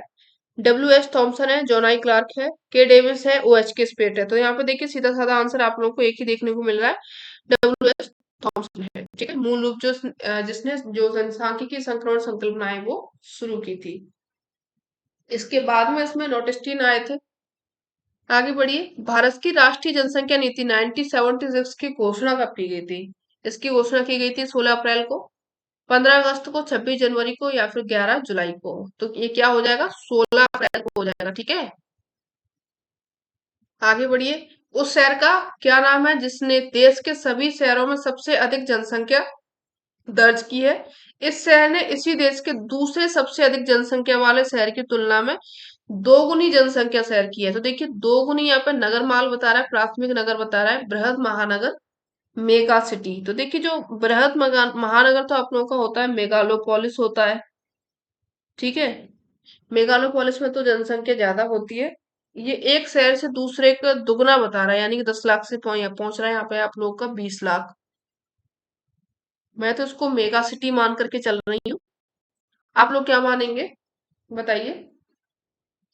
चलिए आगे बढ़े। केंद्रीय स्थान के क्रिस्टोलर मॉडल के K3 सिद्धांत को निम्नलिखित में से कौन सा सिद्धांत इंगित करता है? बाजार नियम, प्रशासनिक, परिवहन, आर्थिक। तो यहाँ पे देखिए K3 बराबर बाजार दिया गया था, K4 बराबर यहाँ पे परिवहन दिया गया था, और K7 बराबर प्रशासनिक दिया गया था। ए ऑप्शन आप लोग करेक्ट कर रहे होंगे। ठीक है, आगे बढ़िए। मानचित्र का पैमाना क्या प्रदर्शित करता है? भूभाग की ऊंचाई, भूभाग का समतलन, मानचित्र पर दूरी, या फिर मानचित्र पर दूरी और स्थल पर वास्तविक दूरी का अनुपात। तो यहाँ पे देखिए जो मानचित्र अपन लोग को दिखाता है वो क्या है? मानचित्र पर दूरी और स्थल पर वास्तविक दूरी का ये अनुपात को ये दिखाता है। आगे बढ़िए। Rn का मान 1 से अधिक होता है तो यह किस प्रकार से प्रतिरूप का संकेत देता है? समान प्रतिरूप, संघनित प्रतिरूप, यादृच्छिक प्रतिरूप, या फिर उपयुक्त में से कोई नहीं। तो ये देखिए जो Rn बल है, बल वैल्यू किसकी होती है? यहाँ पे देखिए जो आपका यादृच्छिक प्रतिरूप है, रैंडम प्रतिरूप जो होता है आपका, सी ऑप्शन करेक्ट हो जाएगा। ठीक है, 0.90 से लेकर के प्लस 1.10 तक ये होता है। संभाव्यता प्रतिचयन का दूसरा नाम क्या है? यादृच्छिक, गैर यादृच्छिक, स्नोबॉल, या फिर सॉल्टिस। तो यहाँ पे क्या है? ये रैंडम है, यादृच्छिक होता है। ए ऑप्शन करेक्ट हो जाएगा। मॉलबेट प्रक्षेप में भूमध्य रेखा की लंबाई क्या होती है? 4 पाई, अंडर रूट 2 2 पाई, या फिर आपका R अंडर रूट इंटू 4। तो यहाँ पे जो सही ऑप्शन होगा ये क्या हो जाएगा? R अंडर रूट 2 इंटू 4 हो जाएगा। जब बेलन सिलेंडर बृहद वृत्त की स्पर्शी हो, इसका परिणाम होगा एक मानक रेखा, दो मानक रेखा, कोई मानक रेखा नहीं, बहु मानक रेखा। तो यहाँ पे देखिए कोई मानक रेखा तो नहीं होगा, बृहद वृत्त का स्पर्शी हो। वैसे तो एक मानक रेखा होनी चाहिए। मैं इसको ए मान चल रही हूँ, लेकिन आप इसको करेक्ट नहीं मानना। आप लोग ने क्या माना है और आयोग क्या मानता है उसका वेट करेंगे। ये इसके इंग्लिश देख लीजिए।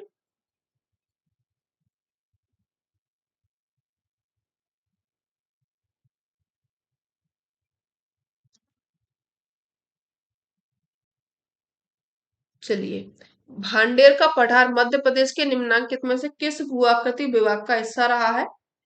मध्य भारत का, मालवा पठार का, बुंदेलखंड पठार का, विंध्यन स्कार्पलैंड का, गारी प्रदेश का। ये किसका रहा है? तो यहाँ पे देखिए जो भाग है ये आपका किसका हो जाएगा? विंध्यन स्कार्पलैंड का, गारी प्रदेश का हो जाएगा। डी ऑप्शन करेक्ट किया होगा।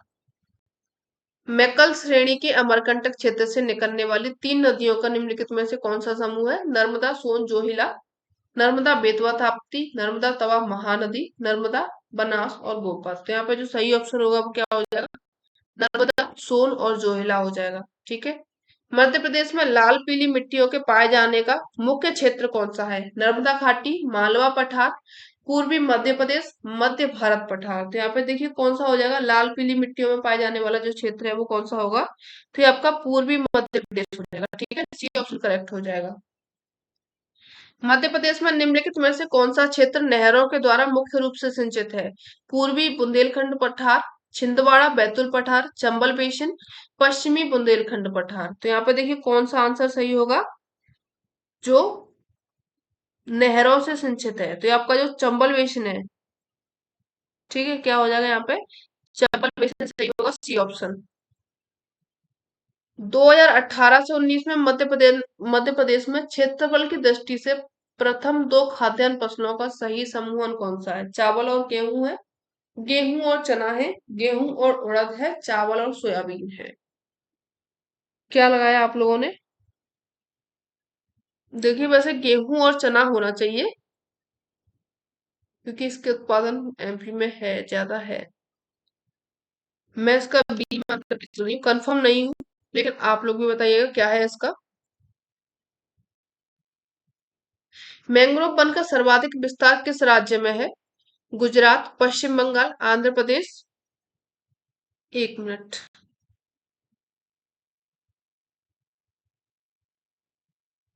इसको देख लेते हैं।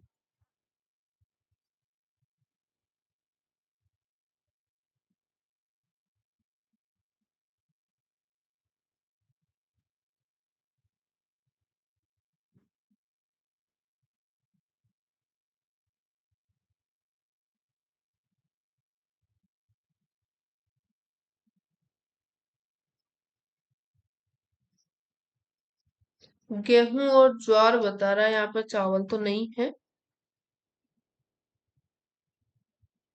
सोयाबीन बता रहा है।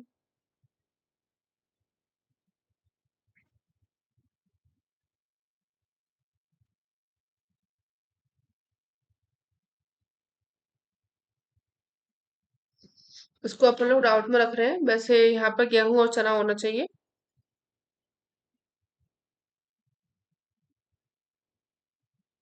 चलिए आगे बढ़ते हैं।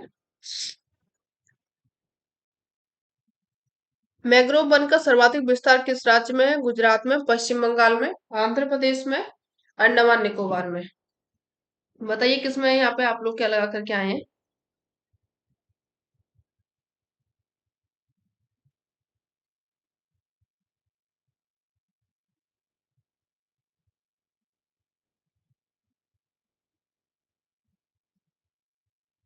यहाँ पे देखिए जो ऑप्शन दिए गए हैं आप लोगों को, गुजरात, पश्चिम बंगाल, आंध्र प्रदेश, अंडमान निकोबार, इनमें जो सही होगा वो क्या हो जाएगा आपका?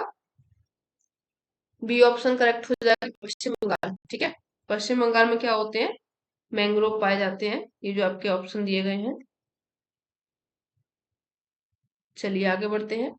भारत में चाय उत्पादन की प्रमुख मेखला क्या है यहाँ पे?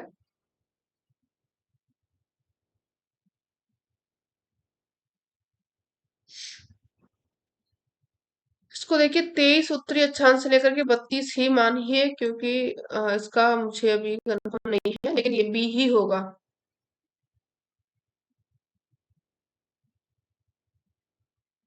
बी ही होगा। ठीक है, आगे बढ़िए। भूतापीय ऊर्जा का स्रोत क्या है यहाँ पे? ज्वार भाटा है, पवन है, हाइड्रोजन ऊर्जा है, गर्म जल के स्रोत हैं। क्या हो जाएगा ये? 98 का डी होगा। डी ऑप्शन गर्म हो जाएगा, सॉरी गर्म ऊर्जा का, गर्म जल के स्रोत हो जाएंगे, डी करेक्ट हो जाएगा।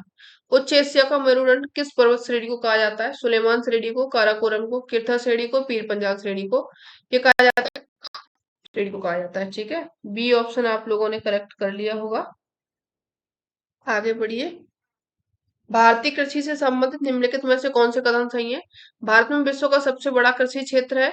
भारत में फसलों को अधिकांश पैदावार खाद्य फसलों के द्वारा नियंत्रित होता है। भारतीय क्षेत्र क्षेत्रफल में छोटे होते हैं, जोत के आकार इनके छोटे होते हैं, सिंचाई भी छोटी होती है। यहाँ पे देखिए, जो आपका सी ऑप्शन डी ऑप्शन है वो करेक्ट होगा। ठीक है, डी ही करेक्ट होना चाहिए।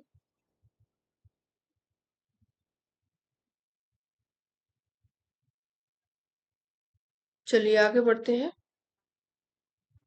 अगर इसमें आपको कोई भी ऑप्शन गलत लगे तो आप लोग कमेंट कर देना, इसमें ऐसी कोई दिक्कत नहीं है। ठीक है,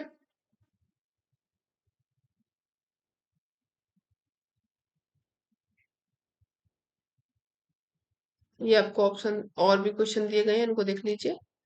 आगे बढ़ते हैं। मध्य अक्षांशीय शीत मरुस्थल जलवायु हेतु कोपेन ने निम्नलिखित में से कौन से अक्षर का सेट प्रयोग किया था? मध्य अक्षांशीय शीत मरुस्थल के लिए पूछा है, तो आपको क्या हो जाएगा? BWK हो जाएगा, सी ऑप्शन करेक्ट हो जाएगा।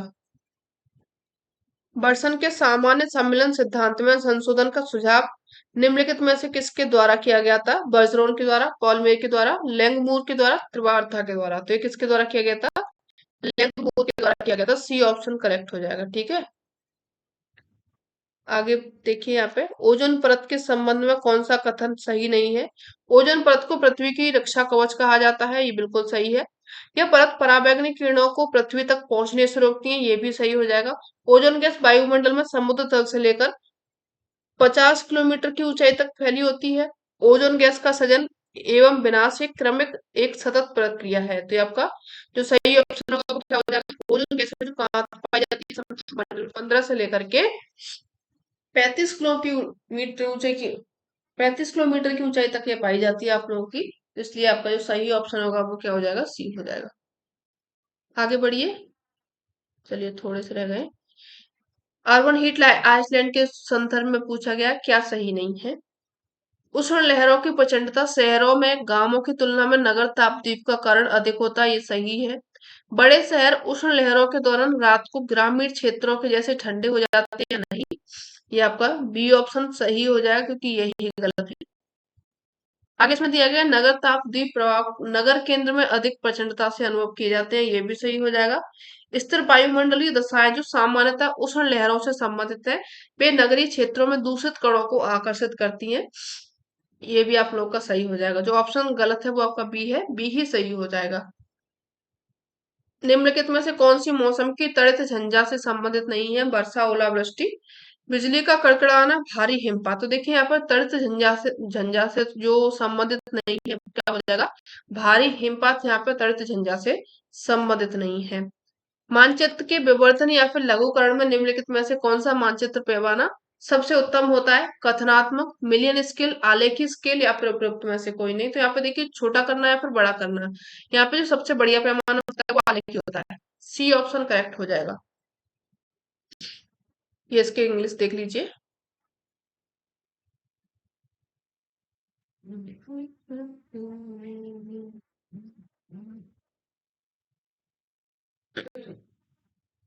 चलिए नेक्स्ट आया यहाँ पे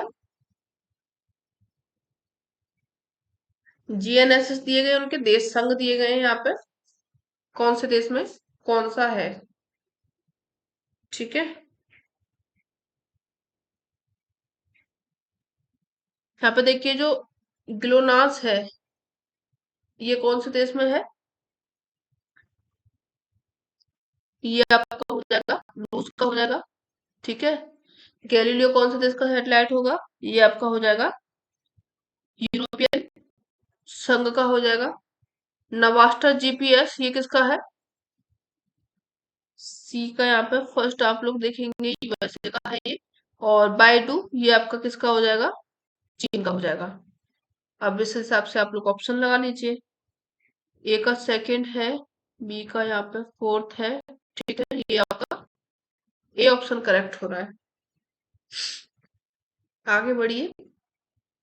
निम्नलिखित में से दृश्य वर्णक्रम में न्यूनतम वर्णक्रमीय परावर्तन किसका होता है? सूखी नग्न मृदा यानी स्लेटी भूरा का, वनस्पति, हरा का, रेत का या फिर साफ पानी का। तो देखिए न्यूनतम वर्ग में परावर्तन किसका होता है? यहाँ पे देखिए सबसे न्यूनतम किसका होगा? रेत का, पानी का होगा, साफ पानी का, क्योंकि साफ पानी में काफी अंदर तक जाता है। अगर ये पानी गंदा होता तो इसका जो वर्ग परावर्तन होता है वो थोड़ा सा ज्यादा होता है। डी ऑप्शन करेक्ट कर लेंगे।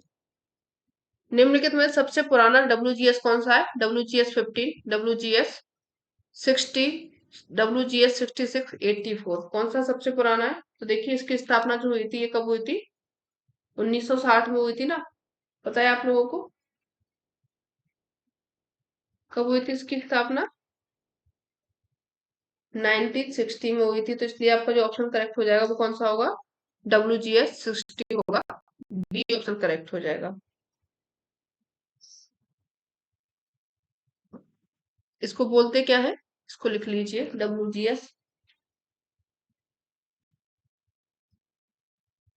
World geodetic system. ठीक है, स्थापना कब हुई थी? 1960 में। इसलिए सबसे पुराना कौन सा होगा? ये आपका WGS 60 हो जाएगा। आगे बढ़िए। निम्नलिखित पर विचार करना है आपको। चलिए विचार कर लेते हैं। प्रसात, मध्यांक, लॉरेंज वक्र, चतुर्थ विचलन, इनमें से कौन प्रकीर्णन मापक है? तो यहाँ पे देखिए जो आपका प्रकीर्णन मापक होगा, मुझे तो यही लग रहा है बी, 1, 3, 4 प्रसार होगा, और इसमें आपका लॉरेंज वक्र होगा, चतुर्थक विचलन होगा। और आप लोग भी बताइएगा इसमें मुझे डाउट है। ठीक है।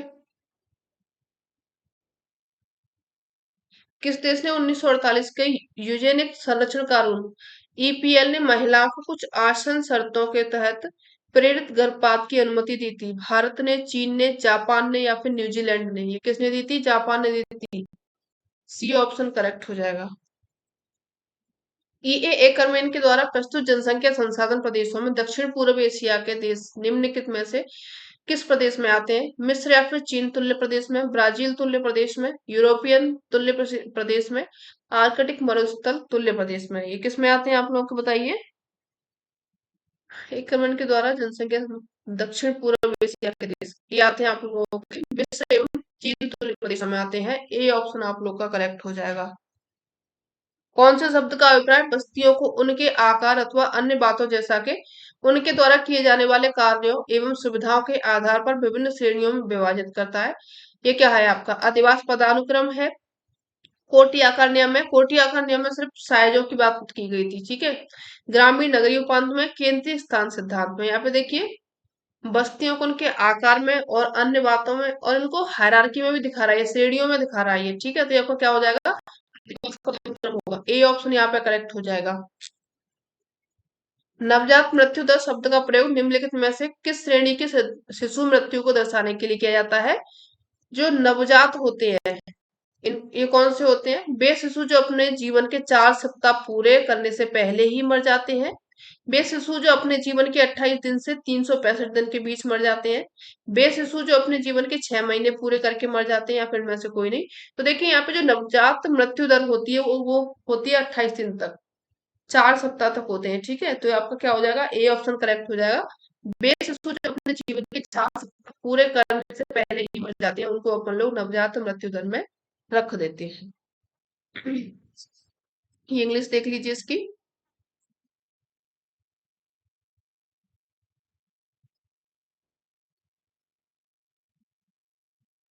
चलिए थोड़े से क्वेश्चन और बचे हैं। न्यूनतम प्रयास सिद्धांत ये किसके द्वारा दिया गया था? रेवेस्टीन के द्वारा, हैगस्टीन के द्वारा, जिफ के द्वारा, या फिर रॉयली के द्वारा? बताइए किसके द्वारा दिया गया था?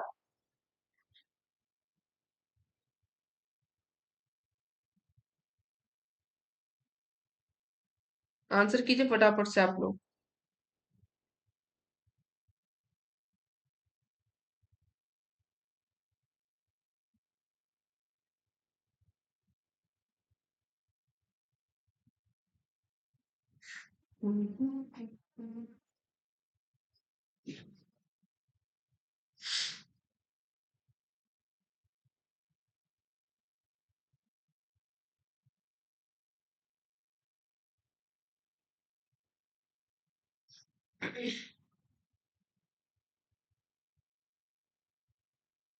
चलिए, किसके द्वारा दिया गया था? जीके जिप के द्वारा दिया गया था। सी ऑप्शन आप लोगों ने करेक्ट किया होगा। आगे देखिए, प्लेट विवर्तन के सिद्धांत के अनुसार निम्नलिखित में से किसमें अभिसरण नहीं होता है? दो महाद्वीपीय प्लेटों के बीच में अभिसरण होता है, ये होता है। दो महासागरीय प्लेटों का अभिसरण, एक महाद्वीपीय एक महासागरीय प्लेट का अभिसरण। यहाँ पे बता रहा है दो महाद्वीप और दो महासागरीय प्लेटों का अभिसरण। यहाँ पे जो सही ऑप्शन होगा वो क्या हो जाएगा? दो महाद्वीप और दो महासागरीय प्लेट का अभिसरण होता है, ये आपका गलत हो जाएगा। ये प्लेट विवर्तनिकी में ये नहीं कहा गया है। ठीक है, आगे बढ़िए। अत्यधिक संपीड़न के कारण जब बलन की एक भुजा दूसरे पर उलट जाती है तो उसको कहते हैं परिवलित बलन, प्रतिबलन, एक दिग्नत बलन, अवनमन। तो इसको क्या कहा जाता है? परिवलित बलन कहा जाता है। ए ऑप्शन आप लोगों का करेक्ट हो जाएगा। निम्नलिखित में से कौन एक समतल स्थापक बल है? अंतर्जात बल, बहिर्जात बल, महादेशजनक बल, पटल विरूपणी बल। कौन सा बल है जो कि समतल स्थापक बल हो जाएगा? तो यहाँ पे कौन सा होगा बताइए? ये आप लोग का बहिर्जात बल होगा। ठीक है, समतल जगह कहाँ पे होती है? बाहर होती है, बहिर्जात बल हो जाएगा। निम्नलिखित में से विश्व की सबसे लंबी रिफ्ट घाटी कौन सी है? जॉर्डन नदी की घाटी, राइन नदी की घाटी, मृत सागर, दक्षिण कैलिफोर्निया की मृत्यु घाटी। तो ये आपका क्या हो जाएगा? जॉर्डन नदी घाटी है, ये क्या हो जाएगा? विश्व की सबसे लंबी रिफ्ट वैली है। निम्नलिखित में से कौन सा नदी डेल्टा चापाकार आकृति का नहीं होता है? नील नदी का डेल्टा, गंगा नदी का है, सिंध नदी का है, मिसिसिपी का। तो देखिए यहाँ पे मिसिसिपी का कैसा होता है? पंजाकार होता है, पंछी के पैर के आकार का होता है, इसलिए आपका डी ऑप्शन करेक्ट हो जाएगा। विचरण गुणांक क्या होगा यदि माध्य 7 है, मानक विचलन 4.43 है? तो यहाँ पे देखिए आप लोग एक फॉर्मूला याद रखेंगे इसमें। ठीक है,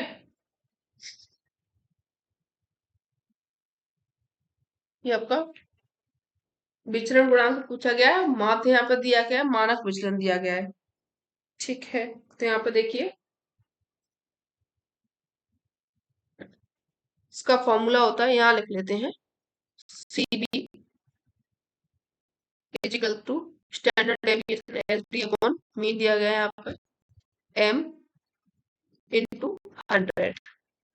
अब इसको सॉल्व कर लो। स्टैंडर्ड डेविएशन कितना दिया गया आप लोगों को? 4.43 दिया गया है, और मीन कितना दिया गया है? 7 दिया गया है, इंटू के 100। सॉल्व करेंगे आप इसको तो आपका जो आंसर आएगा 63.28 आएगा। ठीक है, इसलिए आपका जो ऑप्शन करेक्ट होगा वो क्या हो जाएगा?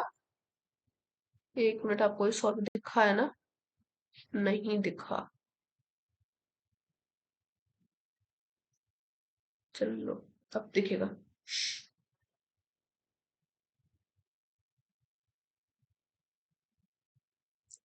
ठीक है, सी ऑप्शन आप लोगों ने करेक्ट किया होगा। आगे बढ़िए।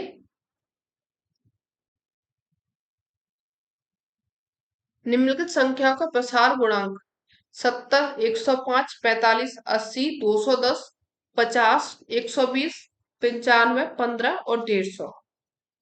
प्रसार गुणांक पूछा गया है यहाँ पे, तो इसका भी चलिए देख लीजिए। इसको लिख लिए यहाँ पे, सॉल्व करेंगे। इसका जो फॉर्मूला होता है CR इजकल टू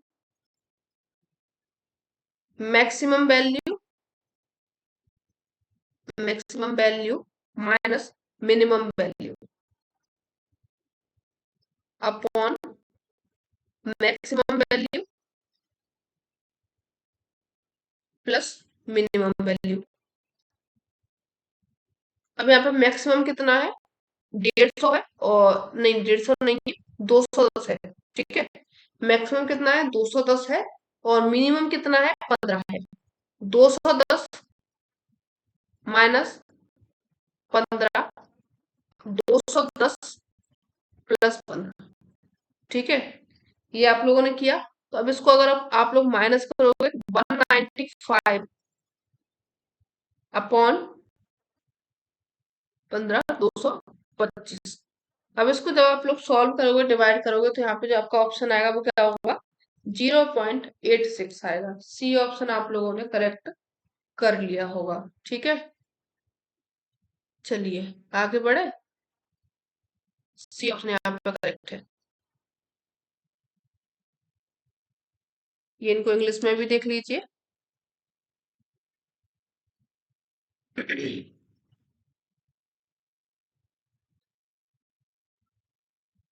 यदि दो चरों के रैंक बिल्कुल विपरीत है तो सहसंबंध गुणांक का मान क्या होगा? 0.5, 0.0, 1.0, -1.0। तो यहाँ पे दो चरों के बीच में रैंक बिल्कुल विपरीत बता रहा है, तो यहाँ पे जो सहसंबंध होगा वो क्या होगा? -1.0 होगा। डी ऑप्शन आप लोगों का करेक्ट हो जाएगा।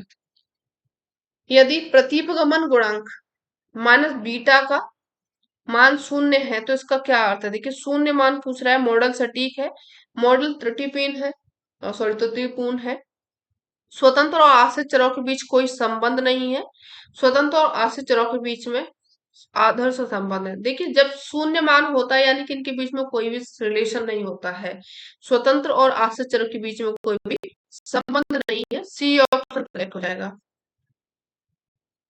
निम्नलिखित विधियों में से किसमें मॉड्यूलस चिन्ह का प्रयोग किया जाता है? किसमें किया जाता है? माध्य विचलन में किया जाता है, मानक विचलन में किया जाता है, चतुर्थक विचलन में किया जाता है, अंत्य चतुर्थक विचलन में किया जाता है। तो बताइए किसमें किया जाता है इसका मॉड्यूलस चिन्ह का? इसका जो प्रयोग किया जाता है वो माध्य विचलन में किया जाता है। ठीक है, मॉड्यूलस चिन्ह का प्रयोग कहाँ किया जाता है? माध्य विचलन में किया जाता है। ए ऑप्शन करेक्ट हो जाएगा।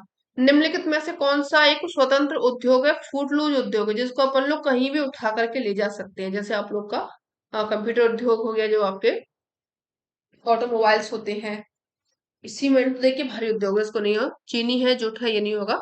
आभूषण उद्योग जो आपके ऑर्नामेंट्स होते हैं, ज्वेलरीज वगैरह होती है, इनकी बात कर रहा है ये। तो ये आपका क्या हो जाएगा? फूटलूज उद्योग हो जाएगा। साइमन मार्टिन की खुले चूल्हे की प्रक्रिया संबंधित है वस्त्र उद्योग से, कागज उद्योग से, लो इस्पात उद्योग से, रसायन उद्योग से। तो यहाँ पे देखिए ये आपका क्या हो जाएगा? लो इस्पात उद्योग हो जाएगा। खुले चूल्हे की जो प्रक्रिया होती है, इसमें क्या होता है? ये जो लोहा होता है उसको गलाया जाता है और उसका जो मेन जो अशुद्धियों को निकाल करके उसका जो अच्छा बेस्ट वाला पार्ट होता है उसको निकाला जाता है। आगे बढ़िए। परिवहन के साधनों में सबसे सस्ता परिवहन यहाँ पे पूछा गया है। सबसे सस्ता परिवहन जो होता है वो जल परिवहन होता है, सबसे महंगा यहाँ पे वायु परिवहन होता है। ठीक है, आगे बढ़िए। यूनियन पैसिफिक रेल मार्ग कहाँ है? कनाडा में, संयुक्त राज्य अमेरिका में, अफ्रीका में, दक्षिण अमेरिका में। तो जो आपका यूनियन पैसिफिक रेल मार्ग है ये कहाँ पे है? संयुक्त राज्य अमेरिका में है। बी ऑप्शन आप सभी लोगों ने करेक्ट कर लिया होगा। आगे बढ़िए। भारत में नदी परिवहन के विकास में प्रमुख चुनौती क्या है? उच्च लागत, महंगे नदी जहाज है, नदियों की कमी है, अति क्षमता है, जल स्तर में मौसमी विषमता है। तो यहाँ पे देखिए जो जल स्तर है यहाँ पे मौसमी विषमता आप लोगों को देखी होगी। ज्यादातर जो नदियां आप लोगों को देखेंगे, जो आपकी प्रायद्वीप भारत की नदियां हैं, ये तो मौसमी नदियां ही हैं। यहाँ पे मौसम के अनुसार जल होता है, फिर उसके बाद वो नदियां कुछ सूख जाती हैं। आगे बढ़िए। वेगनर के महाद्वीपीय प्रवास सिद्धांत के अनुसार टर्सरी युग में उत्तरी ध्रुव कहाँ पे स्थित था? तो जो आपका उत्तरी ध्रुव था 51 डिग्री उत्तरी अक्षांश पर, 153 डिग्री पश्चिमी देशांतर पर था। ए ऑप्शन आप लोगों ने करेक्ट किया होगा। निम्नलिखित में से कौन सा कथन सही नहीं है? भूसन्नतियों का सदैव रूप सदैव एक सा नहीं रहता, ये बिल्कुल सही है। भूसन्नति गतिशील होती है, ये भी सही है। भूसन्नति प्राय दो दृढ़ भूखंडों के बीच होती है, ये भी सही है। भूसन्नतियों का भूगर्भिक इतिहास बहुत छोटा होता है, बहुत छोटा नहीं होता, काफी टाइम का होता है, काफी टाइम लंबा चलता है, बहुत टाइम तक ये चलता है। इसलिए आपका जो सही ऑप्शन हो जाएगा वो क्या होगा? डी होगा। इसके ऑप्शन इंग्लिश में देख लीजिए।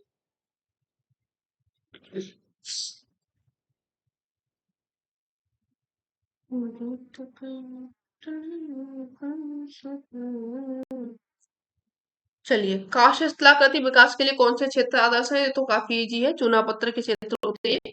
ए ऑप्शन आप लोग का करेक्ट हो जाएगा। निम्नलिखित में से कौन सा जलप्रपात प्रपातों के पीछे हटना का उदाहरण है? नियाग्रा प्रपात, विक्टोरिया प्रपात, छाया भगवती प्रपात, पूर्वा प्रपात। तो कौन सा होगा यहाँ पे बताइए? ये आप लोग का होगा नियाग्रा प्रपात। ए ऑप्शन करेक्ट हो जाएगा। किस विद्वान ने हिमानी के अवदन मैदानों को क्रायोक्लिनेशन का परिमाण माना है? ब्रायन क्रिक ने, ईकिन ने, केयरनेस ने, फ्लिंट ने। तो ये किसने माना है? इसका जो सही ऑप्शन होगा वो क्या हो जाएगा? क्रायोक्लिनेशन का परिमाण माना है, ये ब्रायन किर्क हो जाएगा। आगे बढ़िए। मध्य प्रदेश में सीमेंट के कारखानों के संकेंद्रण की सबसे महत्वपूर्ण पेटी यहाँ पे पूछी गई है, कौन सी है ये मुझे तो नहीं पता है। आप लोग को पता है तो आप लोग मुझे बताइए, ठीक है। इसका मुझे कोई नॉलेज नहीं है। आगे बढ़िए। इनमें से किस जिले में पॉलीमर बनाने का कारखाना स्थित है? बैतूल में, छिंदवाड़ा में, रीवा में या फिर नीमच में? कहाँ पे ये? तो ये आपका छिंदवाड़ा में है, बी ऑप्शन करेक्ट हो जाएगा, ठीक है। हाँ, ओके बढ़िए। मालवा के पठार के संदर्भ में निम्नलिखित में से कौन सा कथन सही नहीं है? यह डेक्कन ट्रैप से आवृत है, ठीक है। इसके बाद में यह विंध्याचल श्रेणी की दक्षिण सीमा बनाता है, तो ये तो सही है। पठार का सामान्य ढाल पूरब की ओर है। विंध्य स्थलाकृति दक्कन ट्रैप से ढक गई थी। देखिए यहाँ पर जो मुझे सही लग रहा है वो सी ऑप्शन होगा, ठीक है। पठार का सामान्य ढाल दक्षिण पूरब की तरफ। और बाकी का आप लोग बताइएगा आपको कौन सा यहाँ पर सही लग रहा है। आगे बढ़िए। मध्य प्रदेश के बघेलखंड भौगोलिक प्रदेश के विषय में निम्नलिखित कथनों में से कौन सा सही नहीं है? यहाँ लाल बलुई मिट्टी की प्रधानता होती है। निराप बोया गया क्षेत्र आधे से अधिक है। अधिकांश पथरीला पहाड़ी और पठारी भाग है। इस प्रदेश में कोयला क्षेत्र है। तो यह देखिए निराप बोया गया क्षेत्र आधे से अधिक है, ये नहीं है, मरुस्थलीय एरिया है। ये आप लोग का गलत हो जाएगा, बी ऑप्शन सही है।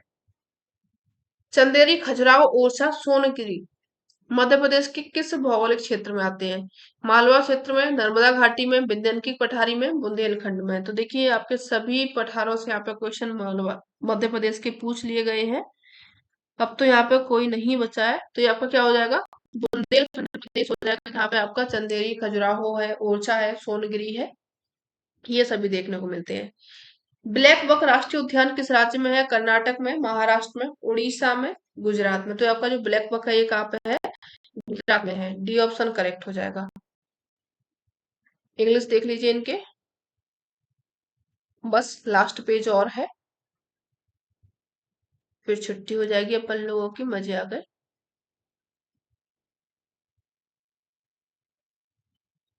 किसे लोहे का ऑक्साइड कहते हैं? मैग्नेटाइट को, लिमोनाइट को, हेमेटाइट को या फिर सिडराइट को? किसको कहते हैं बताइए। यहाँ पे जो आपका सही ऑप्शन होगा वो क्या हो जाएगा? हेमाटाइट हो जाएगा, सी ऑप्शन करेक्ट हो जाएगा। भारत में कृषि क्रांतियों में से कौन सा ऑपरेशन फ्लड के रूप में जाना जाता है? देखिए ऑपरेशन फ्लड तो सभी लोगों को पता है, व्हाइट यानी कि दुग्ध उत्पादन है ये, जिसको अपन लोग जानते हैं ऑपरेशन फ्लड के नाम से। निम्न में से कौन सा शहर भारत का मैनचेस्टर कहा जाता है? मुंबई, सोलापुर, अहमदाबाद, सूरत। तो ये आपको किसको कहा जाता है? भारत का मैनचेस्टर किसको कहा जाता है? अहमदाबाद को कहा जाता है, सी ऑप्शन कहा जाता है। प्रमुख पर्यटन केंद्र कोडाइकनाल किस राज्य में स्थित है? आंध्र प्रदेश में, तमिलनाडु में, कर्नाटका में या फिर केरल में? तो ये आपका स्थित है कहाँ पे? तमिलनाडु में, बी ऑप्शन करेक्ट हो जाएगा। निम्नलिखित में से कौन सी आकृति नदी के अपरदन कार्य से नहीं बनती है? प्राकृतिक तटबंध, नदी वेदिका, नदी विसर्ग, संरचनात्मक सोपान। तो देखिए यहाँ पे जो अपरदन से नहीं बनती है, प्राकृतिक तटबंध हो जाएगा। ये किससे बनती है? नदी के निक्षेपण से बनती है, ए ऑप्शन करेक्ट हो जाएगा। चाप झील का निर्माण किस अवस्था में होता है? तरुणावस्था में, प्रौढ़ावस्था में, जीर्णावस्था में या फिर प्रारंभिक तरुणावस्था में? तो देखिए जो आपकी चाप झील है, आर्क झील जो बनती है, आर्क लेक, या फिर प्रौढ़ावस्था में बनती है।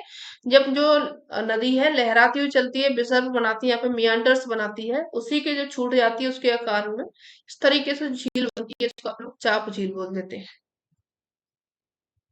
नीली हरी सेवल किन चट्टानों पर अपक्षय की क्रिया को तेज कर देती है? तो देखिए जो सबसे ज्यादा अपक्षय होता है, काफी सॉफ्ट जो चट्टाने होती है वो आप लोगों की कौन सी होती है? चूना पत्थर चट्टाने होती है। तो आप लोग का जो ऑप्शन करेक्ट होगा वो बी हो जाएगा। फेमस क्वेश्चन, स्थल रूप संरचना प्रक्रम समय का प्रतिफल होता है, यह कथन किसने दिया था? नन ऑफ देम डेविस, ठीक है।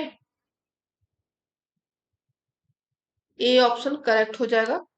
लास्ट क्वेश्चन बचा आप लोगों का। वेगनर के अनुसार पेंजिया का विभाजन कब हुआ था? कैम्ब्रियन युग में, ऑर्डोविशियन युग में, प्री कैम्ब्रियन युग में, कार्बोनिफेरस युग में? तो देखिए जो पेंजिया है इसका विभाजन हुआ था कार्बोनिफेरस युग में हुआ था, डी ऑप्शन करेक्ट हो जाएगा, ठीक है। ये आप लोगों के 150 क्वेश्चन कंप्लीट हो चुके हैं।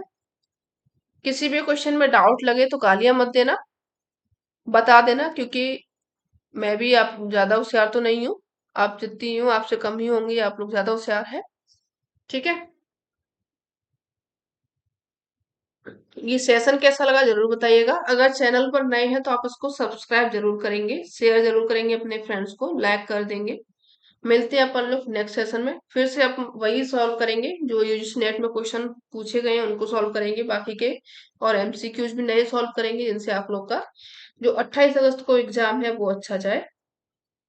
ठीक है, थैंक्स फॉर वॉचिंग, धन्यवाद।